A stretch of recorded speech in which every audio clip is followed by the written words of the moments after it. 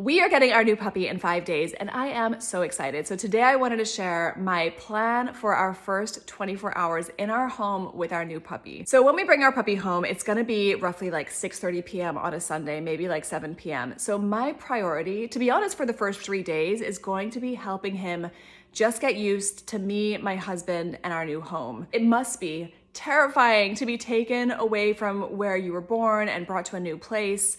And I know he's gonna love us and I know he's gonna warm up, but I really wanna give him the space to just get used to his new surroundings. There's a lot of novelty going on, right? Like, he was born in Oklahoma, he's coming to live with us in Florida. The temperature is different, the smells are different. His pace is the pace. So for those 3 days, we're not gonna be doing much kind of traditional socialization, in the sense that we're not gonna be taking him out to places.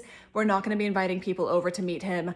I really just want to spend 3 days as a new family unit, just getting to know each other and us to get to know him too, right? Like, this is a really magical, special time, I think. Now, in addition to all the playing and snuggling and cuddling that we're gonna be doing, I also want to make it a priority in the first 24 hours to start to get him used to his crate. When the time is right, I'm gonna start sprinkling treats into his crate. The objective being to get him slowly kind of going in there by himself. I'm also gonna be doing clicker training, so when he does something right, I'll be clicking and then giving him a treat. I want to teach him that good things happen in his crate. Now, I have bought Susan Garrett's crate games, which is $29 for a year, which feels like a bargain for me. But the games seem to begin with a dog that kind of is familiar with his crate, so I want to do a step before and just kind of warm him up to the crate. This is something that I saw in Zach George's first 24 hours video on YouTube. I found those videos super valuable, so I'm going to be imitating what he did around sprinkling treats in the crate and just rewarding whatever my puppy goes into the crate on his own.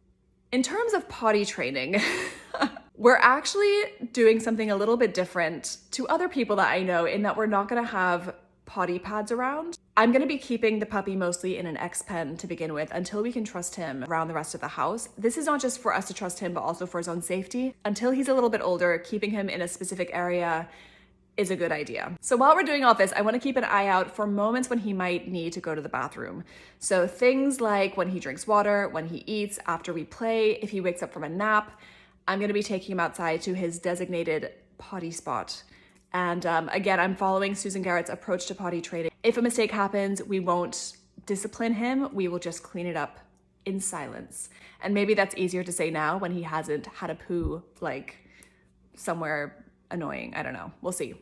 Now, come evening, when it's time to go to bed, what I will do, and again, this is based on Susan Garrett's approach. So she says that when she has a new puppy, she tends to have it sleeping through the night after a few nights. I'm not as optimistic. So what we're gonna do is, about 2 hours before we go to bed, we will have one last play session. I'll let him drink some water. So we're around an hour and a half before bedtime now. I'll take him outside to go to the bathroom. We will take his water away. So we'll probably be at around maybe like 9:30, 10-ish, to be honest, depending on what time we go to bed. Once he's had his last bathroom break, we'll hang out for another hour and a half. I'll take him out to the bathroom one more time. And then we're going to put him in his crate, or hopefully he'll walk into his crate. I never want to put him in his crate. I always want him to walk in by himself so that he has positive associations. The crate will be in our room. She recommends having it raised so it's kind of at your face, so that when you're sleeping, the puppy can smell your breath and feel like he's with you and see you. When I ordered this crate, I didn't realize how large it was going to be. It's much bigger than I thought it would be. So I don't know if it's gonna be at eye level, but it will definitely be in our room. But if he wakes up at any point during the night and I hear him crying, I will, without saying anything, clip his leash on.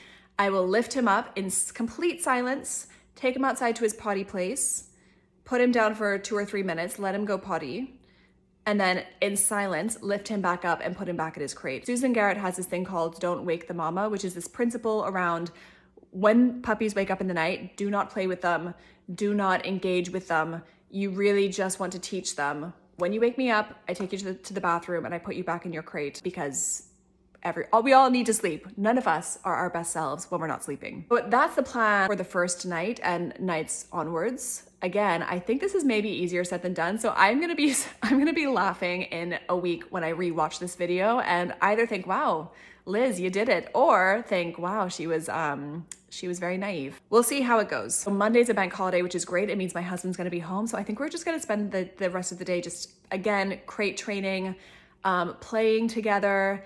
I want to make sure that the puppy also gets familiar with having his collar on, his harness on, his leash. So I'll probably introduce him to that. I will film all of this because I think it's going to be a really fun journey to capture the kind of progress with our puppy. So definitely follow if you have a puppy and you're curious to see how we're going to be doing it. I also love to connect because I'm thoroughly enjoying connecting with other dog owners on TikTok. And then in terms of food times, I'm going to be using his feeding times as training periods. So I'll be taking 75% of his food for training. And I think I'll even do really simple things to begin with. So I think the first day I will just, for example, feed him by hand to teach him not to bite hard. Because we know, if you saw my video, which now has like an insane amount of views, our little pupper is a biter, which is normal for puppies. I'm not worried about it. I just want to be mindful and get it under control. So one of the things I'm going to be doing is when I hand feed him, essentially if he bites too hard, removing my hand just to show him when you bite hard, you don't get rewarded. One last thing we're going to be doing, and I have this in my plan, but it's not as structured because I also want to kind of go with the flow of the day. I'm going to practice rewarding him when he looks at me and rewarding him when he is calm. So when he's in his bed, when he's sitting, I'm gonna just randomly kind of give him treats because I want to teach him that good things happen when he's relaxed. I just wanna make sure that we have a family dog that can actually come with us to places, that can come with us to dinner, and that can come with us on trips, and we have a dog that we don't have to worry about his behavior. And yeah,